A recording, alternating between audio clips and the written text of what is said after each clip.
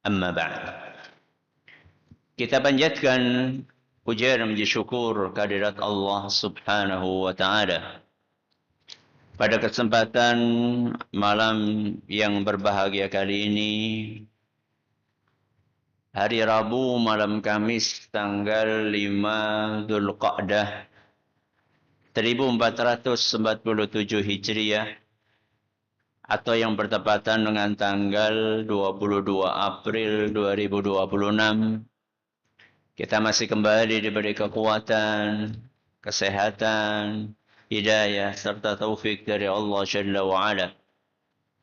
Sehingga kita bisa kembali menghadiri pengajian rutin tafsir Al-Quran di Masjid Agung Darussalam Purbalingga. Kita berharap semoga Allah Subhanahu wa ta'ala melimpahkan kepada kita semuanya ilmu yang bermanfaat sehingga bisa kita amalkan sebagai bekal untuk menghadap kepada Allah Jalla wa'ala. Allahumma amin. Salawat dan salam semoga senantiasa tercurahkan kepada junjungan kita Nabi Agung Muhammad sallallahu alaihi wasallam, kepada keluarganya, sahabatnya, dan umatnya yang setia mengikuti tuntunannya hingga di akhir nanti. Seperti biasanya, sebelum kita mengawali pengajian kita pada malam hari ini, kita akan membaca sebagian dari ayat-ayat yang termaktub dalam surat yang mulia, surat Abasa. Semoga Allah Subhanahu wa ta'ala memberkahi majelis kita. A'udzu billahi minasy syaithanir rajim.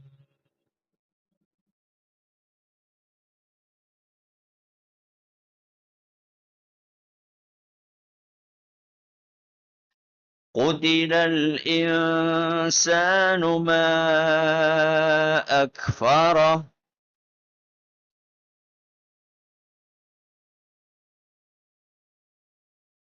من أي شيء خلقه من نطفة خلقه فقدره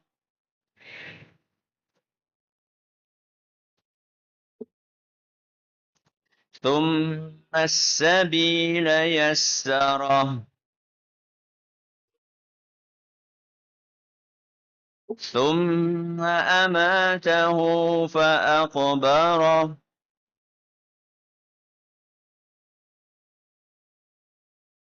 ثم إذا شاء أنشره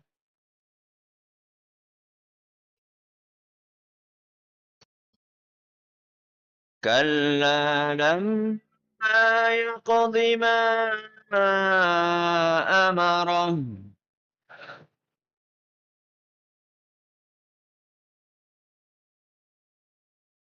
فلينظر الإنسان إلى طعامه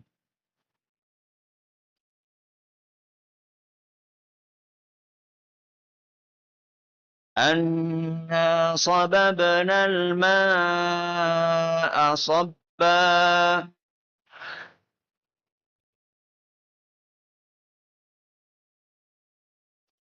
ثم شققنا الأرض شقا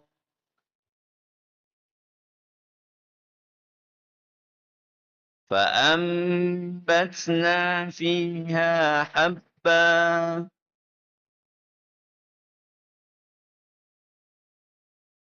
وعنبا وقضبا وزيتونا ونخلا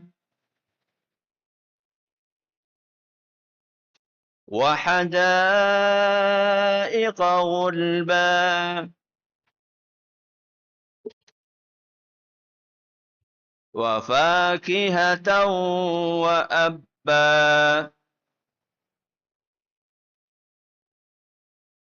متاعا لكم ولأنعامكم.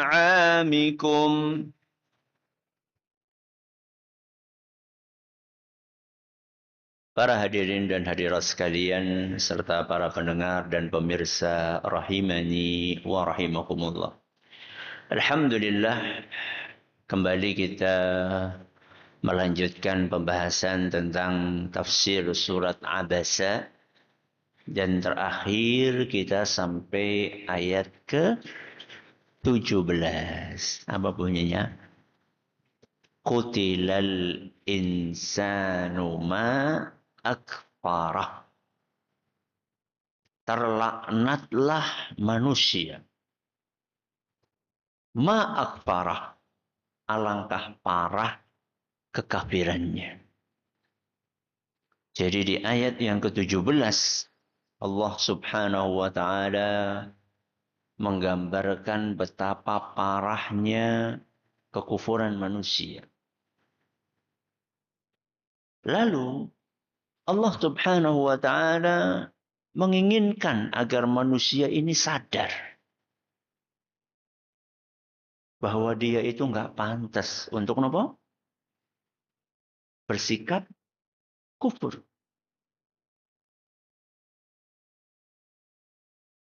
Kenapa kok manusia tidak pantas untuk bersikap kufur? Dijelaskan di ayat selanjutnya, yaitu ayat yang ke-18 yang akan kita pelajari malam hari ini. Apa bunyinya? Min ayyi syai'in khalaqah. Dari apakah Allah menciptakannya? Menciptakan sinten? Manusia. Dari apakah Allah menciptakan manusia? Jadi Allah subhanahu wa ta'ala mengingatkan manusia dari apa dia diciptakan. Nanti kita akan jelaskan. Dari sesuatu yang hina. Dari sesuatu yang remeh. Dari sesuatu yang nothing. Apa nothing? Sesuatu yang tidak ada apa-apanya. Ya. Kenapa kok Allah subhanahu wa ta'ala mengingatkan kita tentang bahan baku penciptaan kita? Asal usul penciptaan kita. Untuk mengingatkan kita bahwa kita ini nggak layak untuk kufur. Kita ini nggak layak dan nggak pantas untuk bersikap sombong. Seandainya ada orang membanggakan jabatannya, ada orang membanggakan kekayaannya, ada orang membanggakan kegagahannya, kegantengannya, kecantikannya. Apakah pantas dia bersikap sombong? Apa dia tidak sadar? Dulu dia itu nggak ada apa-apanya. Dulu dia itu diciptakan oleh Allah subhanahu wa ta'ala dari sesuatu yang hina. Yang bahkan seandainya itu nempel di baju kita, maka kita pun berusaha untuk membersihkan. Apa kira-kira jenengan pede mangkat mau masjid kelambinya kayak gue ini? Pede mana mboten? Kira-kira yang di belakang kita, gue siapa Pak? Kita merasa enggak nyaman. Itulah bahan baku penciptaan kita. Jadi kalau Allah Subhanahu wa taala di ayat ke-17 mengungkapkan betapa parahnya kekufuran manusia, alangkah aneh jika ada manusia yang kufur dan sombong. Maka di ayat yang ke-18 ini Allah Subhanahu wa taala mengingatkan kita bahwa kesombongan dan kekufuranmu itu sama sekali tidak layak dan tidak pantas karena engkau adalah makhluk yang diciptakan dari sesuatu yang hina. Itulah korelasi antara ayat ke-17 dengan ayat ke-18. Oke, mari kita masuk ke tafsir dari ayat ke-18. Min ayyi syai'in khalaqah. Dari apakah Allah menciptakan manusia? Ini pertanyaan atau bukan? Pertanyaan. Apa Allah butuh informasi? Sehingga bertanya kepada kita. Ini namanya pertanyaan retoris. Pertanyaan apa? Retoris. Pertanyaan yang sebenarnya sudah ketahuan apa? Jawabannya. Loh, sudah ketahuan jawabannya, kenapa ditanyakan? Kalau memang sudah diketahui jawabannya, kenapa ditanyakan? Ini tujuannya adalah untuk mengingatkan. Tujuannya untuk menyanggah. Tujuannya untuk mengingkari. Tujuannya untuk mencela. Bedakan dua pertanyaan. Kamu siapa? Maksudnya adalah pertanyaan tentang nama. Namamu siapa? Ini pertanyaan bukan? Pertanyaan. Membutuhkan jawaban. Namamu siapa? Namaku Bejo. Ya. Berarti kan membutuhkan jawaban. Oke? Bedakan antara pertanyaan namamu siapa dengan emang kamu siapa? Emang kamu siapa? Pertanyaan bukan? Pertanyaan. Jawabannya apa? Bejo. Saya tahu kamu bejo, tapi kamu tuh statusnya apa? Misal nih ada seorang ngomong tentang agama, hukum-hukum agama. Dan dia itu bukan ahlinya. Mondok orang tahu, nyantir orang tahu, ngaji apa mani. Terus ngomong masalah agama, halal, haram. Maka kita bertanya, emang kamu siapa? Jadi bukan kemudian dijawab, saya bejo pak. Bukan. Ya. Inilah salah satu gaya bahasa dalam Al-Quran. Ya. Istifham takriri. Ya. Pertanyaan apa tadi? Retoris. Jadi pertanyaannya bukan untuk mencari informasi. Ya, tapi untuk memberikan efek psikologis. Ya. Buat siapa? Buat yang ditanya. Ya, buat yang ditanya. Oke. Jadi ini pertanyaan tapi termasuk dalam kategori pertanyaan apa? Retoris. Min ayyi syai'in khalaqah. Kemudian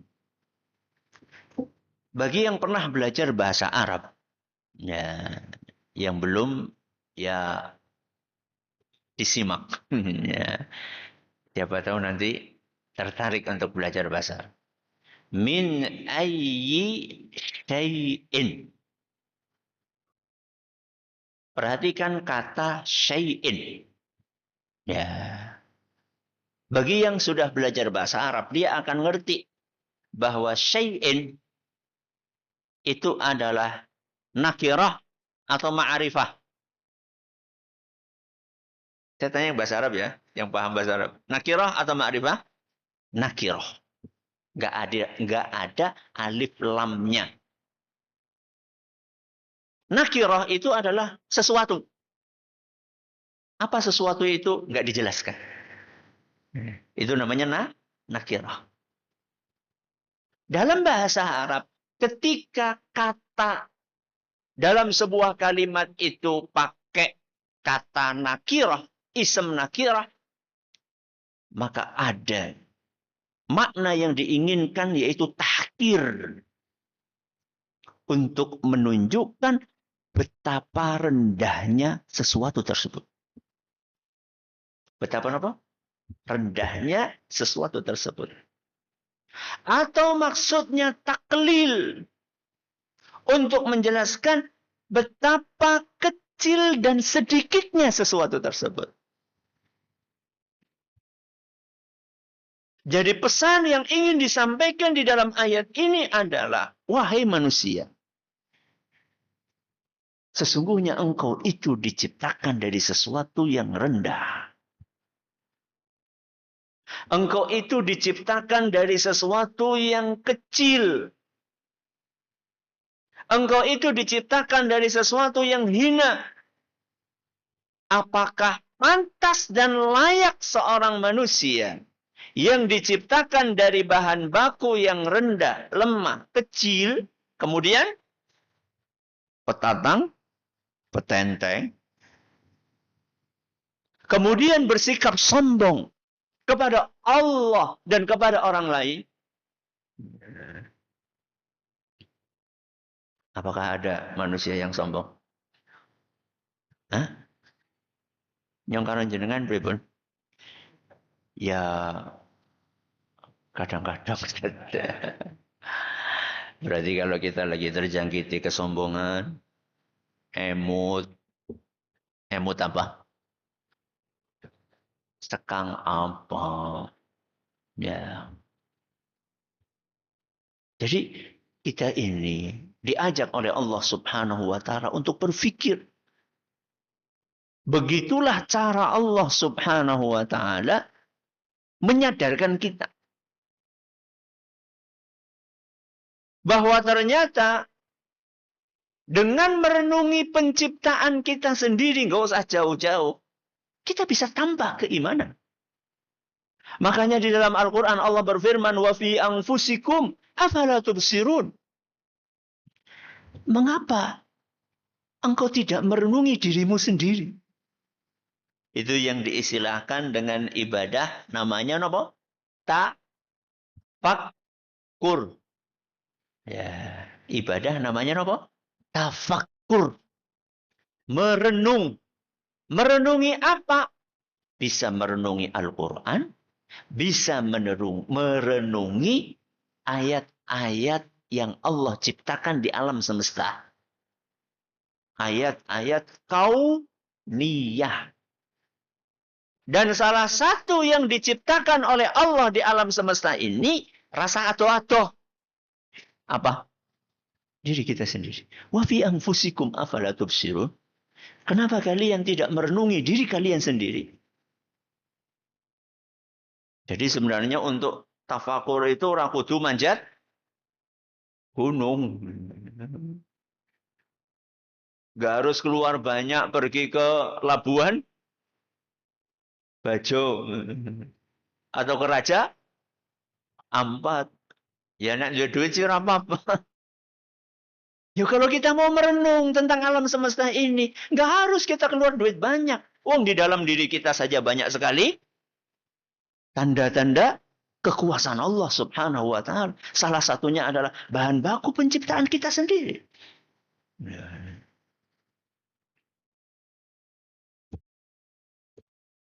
Saya pernah naik mobil, ya pulang ngisi pengajian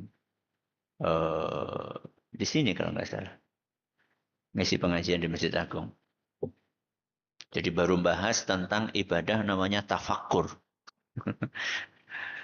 Itu setiap Rabu pagi. Kita punya pengajian setiap Rabu pagi, ba'da subuh. Temanya serial amalan hati. Serial amalan apa? Hati. Dan kita sudah membahas 3 amalan. Yang pertama amalan namanya ikhlas. Yang kedua amalan namanya tafakkur. Nah, yang ketiga lagi kita bahas nih amalan namanya takwa. Ya, ini lagi kita bahas tentang takwa. Jadi setelah saya bahas tentang tafakkur, saya pulang dari Masjid Agung ke rumah. Pagi, jalanan sepi apa ramai? Sepi. Karena sepi maka ya bandar. Mandan loh. Itu paling cepat 60 loh. Paling cepat gue. Ya. Subhanallah, begitu sampai di jalanan yang sepi, tahu-tahu ada sesuatu yang lewat. Ada sesuatu di tengah jalan. Maka saya pun langsung apa? Memelankan betul ya? Melambatkan. Saya langsung melambatkan mobil.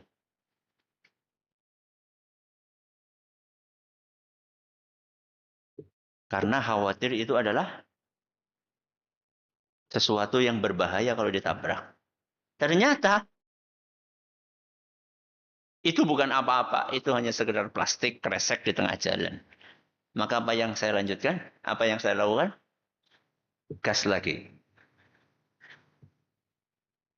Saat itu saya berpikir, bertafakur.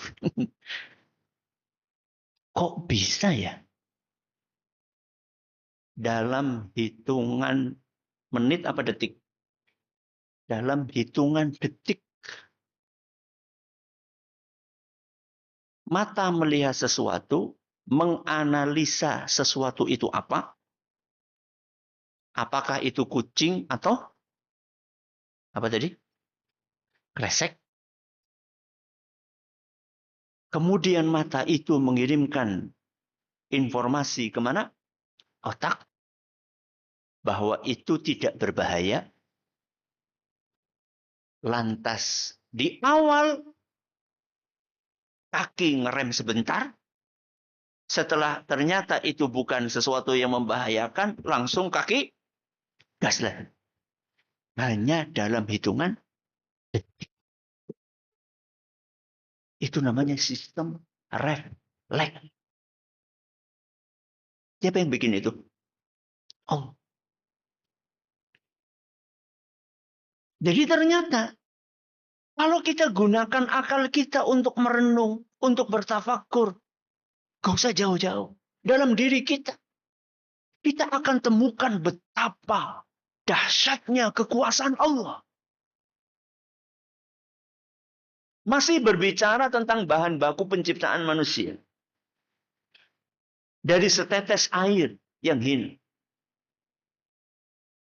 Setetes air yang hina itu Allah bikin menjadi manusia yang sempurna. Yang bisa berbicara, yang bisa mendengar, yang bisa melihat. Yang di dalam dirinya begitu banyak sistem yang rumit. Sistem pernafasan, sistem pencernaan, sistem berpikir, sistem refleks. Dari apa? Dari setetes air. Dan air itu kalau dibiarkan sebentar aja, kena udara, apa yang terjadi? Basi, busuk. Dari bahan baku itulah Allah menciptakan sebuah sistem yang sempurna, yaitu manusia.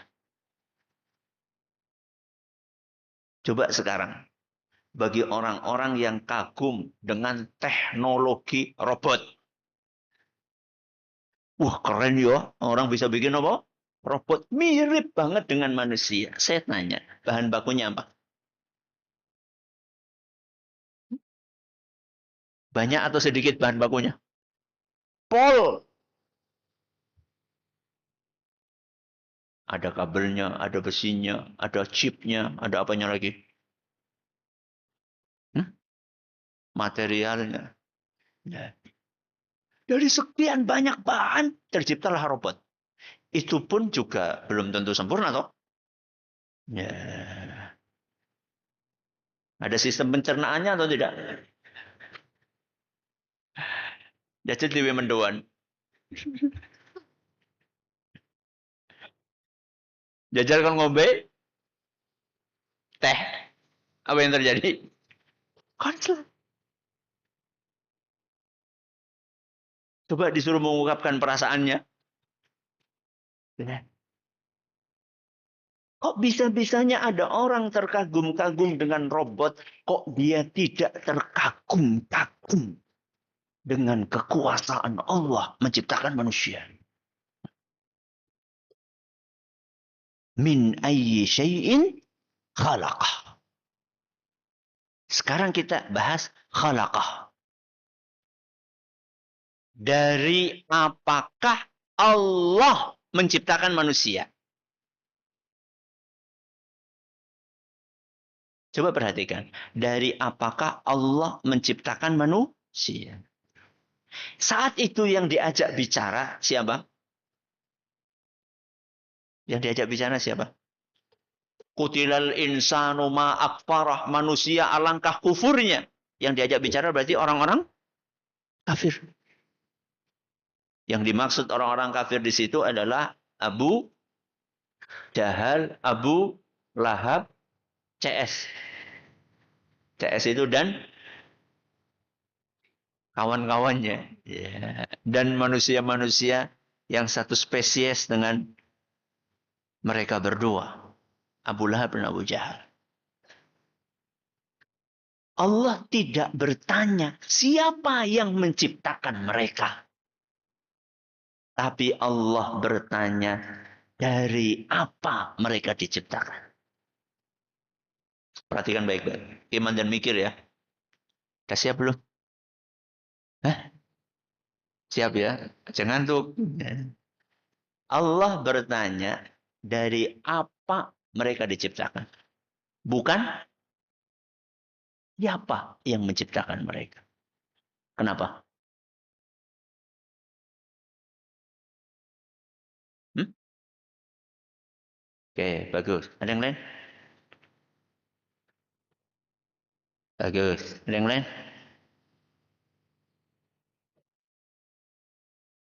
Karena? Bagus. Ada yang lain? Hah?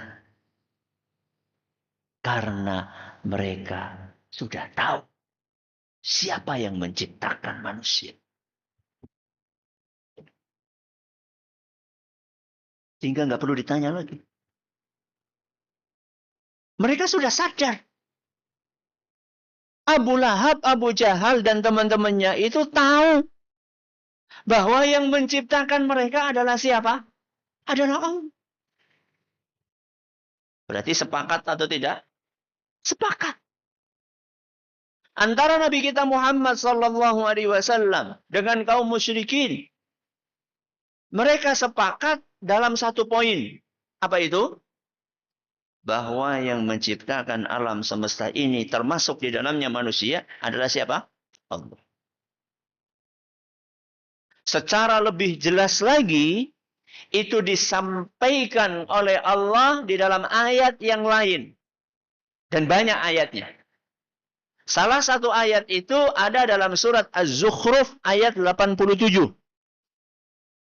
Surat apa? Az-Zukhruf ayat 87. Apa kata Allah Subhanahu wa taala? Wala in sa'altahum. Seandainya engkau wahai Muhammad bertanya kepada mereka. Sinten mereka? Kaum musyrikin Quraisy. Seandainya engkau wahai Muhammad bertanya kepada kaum musyrikin Quraisy, man khalaqahum? Siapakah yang menciptakan mereka? La yaqulunnallah. Sungguh pasti mereka akan menjawab Allah. Sungguh pasti mereka akan menjawab Allah. Berarti mereka tahu atau tidak yang menciptakan adalah Allah? Tahu. Berarti di sini ada titik nomor, titik temu. Nah, titik temu itu digunakan di dalam Al-Quran untuk mengajak mereka beribadah kepada sinten? Kepada Allah. Titik pisahnya di mana? Itu kan titik temunya ya. Titik temunya sama-sama meyakini Allah yang menciptakan. Titik pisahnya di mana? Perbedaannya di mana antara Rasulullah SAW dengan kaum musyrikin? Perbedaannya siapa yang disembah. Yang disembah sama Rasul SAW sinten? Allah. Yang disembah sama kaum musyrikin Quraisy sinten? Selain Allah. Mereka nyembah Allah atau tidak? Hah? Nyembah Allah? Iya. Tapi Allah plus. Saya kasih tahu. Imran bin Husain punya ayah. Namanya siapa?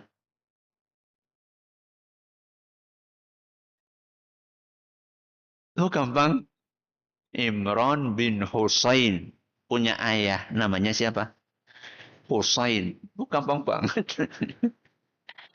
Husain saat masih musyrik pernah ditanya sama Rasulullah SAW. Kam ilahan ta'budil yaum? Berapa Tuhan yang kamu sembah hari ini? Berapa? Apa kata Husain? Sab'atun. Pinten? 7. Hari ini saya menyembah berapa Tuhan? 7. Sittatun fil ardi wa wahidun fis sama. 6 Tuhan yang saya sembah, 6 di bumi. Dan 1 di langit. Yang di langit siapa? Allah. Yang di bumi? Berhala. Berarti Husain menduakan, bukan menduakan. Menduakan kan ulur ya. Mentujuhkan Allah bayangkan. Itulah realita kaum musyrikin yang dihadapi oleh Nabi SAW. Dan konsep menduakan, mentigakan, mentujuhkan, itu nggak diterima dalam Islam. Pondasi Islam niku napa? Tauhid. Tauhid itu berarti mengesahkan Allah. Esa niku napa? Satu. Berarti kita itu beribadah cuma kepada Allah. Gak boleh yang lain. Pertanyaannya, kenapa kok kita hanya boleh beribadah kepada Allah? Karena hanya Allah yang menciptakan kita. Disitulah titik temunya. Jadi musyrikin Quraisy itu meyakini Allah satu-satunya yang menciptakan. Tapi anehnya kok ketika giliran beribadah yang diibadahi nggak cuma Allah. Dan itu kontradiktif. Maka Allah Subhanahu wa taala ingin supaya orang-orang musyrikin Quraisy ini meninggalkan sesembahan lain selain nama Allah. Mau mereka? Nah, mau. Ada yang mau. Ya, ada yang enggak. Ya. Yang enggak ketika diajak sama Nabi Shallallahu Alaihi Wasallam, apa komentar mereka? Inna hadza la syai'un ujab. Aneh katanya. Aneh. Kenapa aneh? Karena selama ini mereka tidak seperti itu. alias nggak sesuai dengan ajaran nenek moyang. Dan itulah argumen banyak orang di zaman ini. Supaya mentauhidkan Allah, jawabnya, mien orang kaya gue. Dulu mbah-mbah kita nggak seperti itu. Dan itu argumen yang sudah usang. Yang dibantah di dalam Al-Quran. Harusnya kita mengikuti apa yang disampaikan oleh Allah Subhanahu wa taala dalam Al-Qur'an dan mengikuti apa yang disampaikan oleh Nabi kita Muhammad sallallahu alaihi wasallam dalam hadis-hadisnya. Semoga apa yang kita pelajari bermanfaat bagi kita semuanya. Terima kasih atas perhatiannya, mohon atas segala kurangannya. Kita akhiri subhanakallahumma bihamdika asyhadu an la ilaha illa anta astaghfiruka wa atubu ilaik. Assalamualaikum warahmatullahi wabarakatuh. Jangan lupa untuk subscribe dan share bila kajian ini dirasa bermanfaat.